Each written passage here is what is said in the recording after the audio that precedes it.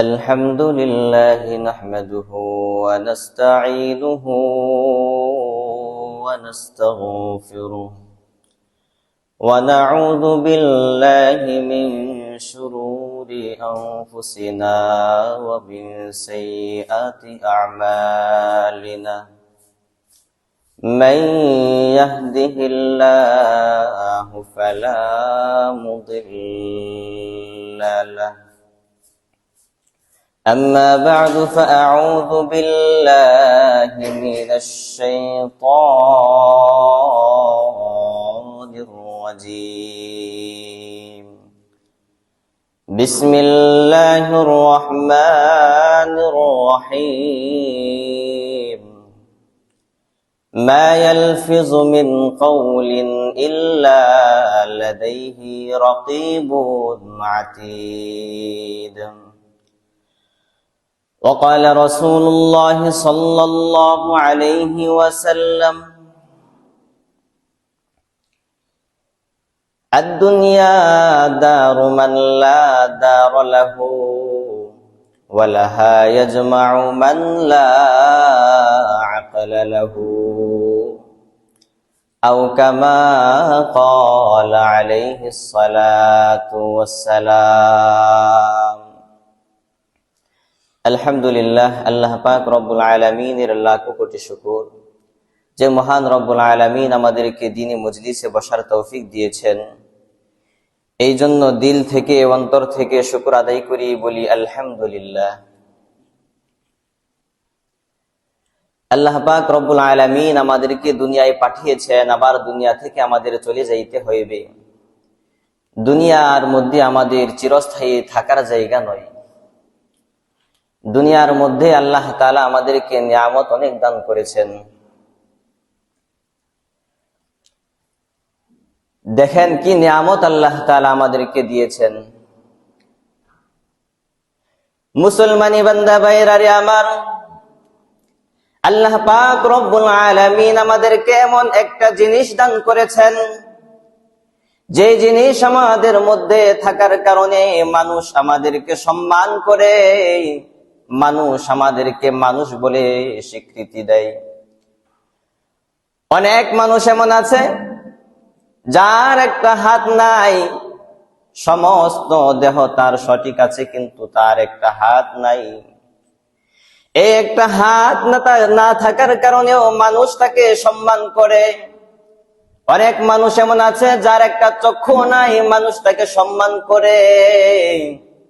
কিন্তু ভাই, আল্লাহ তাআলা তো আমাদেরকে এমন এক নিয়ামত দিয়েছেন, যদি ওই নিয়ামতটা না থাকে মানুষ আমাদেরকে সম্মান করবে না। সেই নিয়ামতের নাম হইল বিবেক। আল্লাহ তাআলা দান করেছেন, একটা আকল দিয়েছেন। এই আকল আমাদের মধ্যে থাকার কারণে মানুষ আমাদেরকে সম্মান করে, মানুষ মানুষের মতো মর্যাদা দেয়। পক্ষান্তরে যদি দেখেন আপনার কারো হাত নাই, তাকে কিন্তু সম্মান করতেছে আকল থাকার কারণে। এরে ভাই, আল্লাহ তাআলা যে আমাদেরকে এই আকল দিয়েছেন, কেন দিয়েছেন? আল্লাহ পাক রব্বুল আলামিন আমাদেরকে বিবেকবান হওয়ার জন্য দিয়েছেন, জ্ঞানী হওয়ার জন্য দিয়েছেন। জ্ঞানী কিভাবে হব? আমরা তো দুনিয়া নিয়ে ব্যস্ত হয়ে গেছি। জ্ঞানী ব্যক্তি কারা? আল্লাহর নবী এক হাদিসের মধ্যে বলেন, আল কাইয়িসু মান দানা নাফসাহু ওয়া আমিলা লিমা বা'দাল মাউত। নবী তো বলেছেন, জ্ঞানী ওই ব্যক্তি হইবে যেই ব্যক্তি দুনিয়ার মধ্যে থাকিয়া আখিরাতের কাজ করে। কিন্তু আমাদের দিকে তাকাইলে আমরা দেখতে পাই সকাল থেকে সন্ধ্যা পর্যন্ত কাজের মধ্যে লিপ্ত থাকি। আল্লাহ পাক রব্বুল আলামিনের হুকুমের দিকে আমরা খেয়াল রাখি না। এর ভাই, আল্লাহ তাআলা তো আমাদেরকে দৈনিক যে নামাজ দিয়েছেন, ফরজ দিয়েছেন, ফরজ করে দিয়েছেন নামাজ, আমরা ওই নামাজের প্রতি খেয়াল রাখি না। তাহলে আমরা কিভাবে জ্ঞানী ব্যক্তি হব?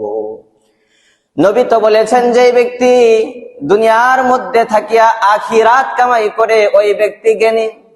কিন্তু আমরা আখিরাতের টেনশন কতটুকু করতেছি, দুনিয়া নিয়ে ব্যস্ত হয়ে গেছি।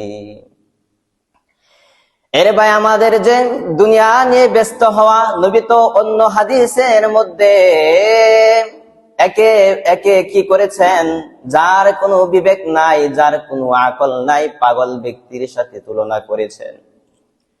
নবী অন্য হাদিসের মধ্যে বলেন, আদ-দুনিয়া দারু মান লা দারা লাহু ওয়া লাহা ইয়াজমাউ মান লা আকলা লাহু। নবী বলেছেন, দুনিয়া ওই ব্যক্তির বাড়ি যার কোনো বাড়ি নাই। কেমন যেন নবী বলেছেন, মুসাফিরের মতো তোমার জিন্দেগি। মুসাফির যখন সফর করে তার যেমন কোনো বাড়ি থাকে না, আল্লাহর নবী বলেন, আদ-দুনিয়া দারু মান লা দারা লাহু, এই দুনিয়া ওই ব্যক্তির বাড়ি যার কোনো বাড়ি নাই। এখন পরের অংশে কি বলেছেন, ওয়ালাহা ইয়াজমাউ মান লা আকলা লাহু, এবং এই দুনিয়ার জন্য কামাই করে ওই ব্যক্তি যার কোনো আকল নাই। কেমন যেন মুসাফিরের মতোই হইল। মুসাফির যাত্রী ছাউনির মধ্যে থাকার জন্য যায় নাই।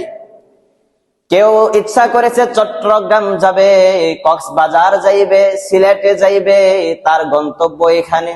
কিন্তু যাত্রী ছাউনির মধ্যে কেউ যদি গিয়ে সে এসি লাগানোর জন্য প্ল্যান করে যে এখানে ঘর সিস্টেম করবো, এসি লাগাইব, এখন তার করণীয় ছিল সে টিকিট কাটবে, টিকিট কেটে অপেক্ষা করবে, আধা ঘন্টা সময় এখানে থাকবে। কিন্তু সে কি করতেছে, ওই জায়গার মধ্যে এসি লাগানো শুরু করেছে। মানুষ তাকে পাগল বলবে কিনা, কারণ সে তো ওইখানে টিকিট কাটার দরকার ছিল, টিকিট না কেটে এসি লাগানো শুরু করলো। এই জন্যই নবী বলেছেন, দুনিয়া যে ব্যক্তি কামানোর জন্য লেগে গেছে আখিরাতের চিন্তা বাদ দিয়ে, ওই ব্যক্তিও কেমন যেন পাগলের মতো। কারণ তার গন্তব্য জান্নাত, ওই জান্নাত সে বলে গেছে, শুরু করে দিয়েছে দুনিয়া কামানো, তাহলে সেও কেমন যেন পাগলের মতো হয়ে গেছে।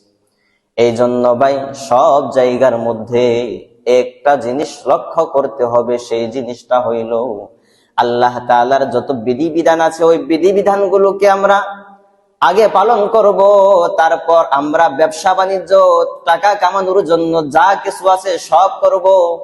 ওই ব্যবসা বাণিজ্য তো আমাদেরকে নিষেধ দেয় নাই, শরীয়ত তো এটাকেও ফরজ বলেছেন। আল্লাহর নবী অন্য হাদিসে বলেন, তলাবু কাসবিল হালালি ফরিদাতুম বাদাল ফরিদা, এই যে উপার্জন করা এটাও ফরজ। কিন্তু ফরজ কোন সময়, যখন আপনি নামাজ পড়বেন, রোজা রাখবেন, আল্লাহ তাআলার হজ আদায় করবেন, যে ফরজ বিধান আপনার উপর আছে ওইগুলো পালন করার পর আপনার রিজিক অন্বেষণ করা সেটাও ফরজ। কি বলেন? এখন কি দুনিয়া আগে নাকি আখিরাত আগে? আখিরাত আগে। তাহলে আমাদের কি করতে হবে? আখিরাতকে কামানোর জন্য যে আল্লাহ তাআলা বিধান দিয়েছেন এগুলো পালন করব এবং দুনিয়াকে পরবর্তীতে রাখবো। আল্লাহ তাআলা আমাদেরকে আমল করার তৌফিক দান করুক। ওয়া আখিরি দাওয়ানা আনিল হামদুলিল্লাহি রাব্বিল আলামিন।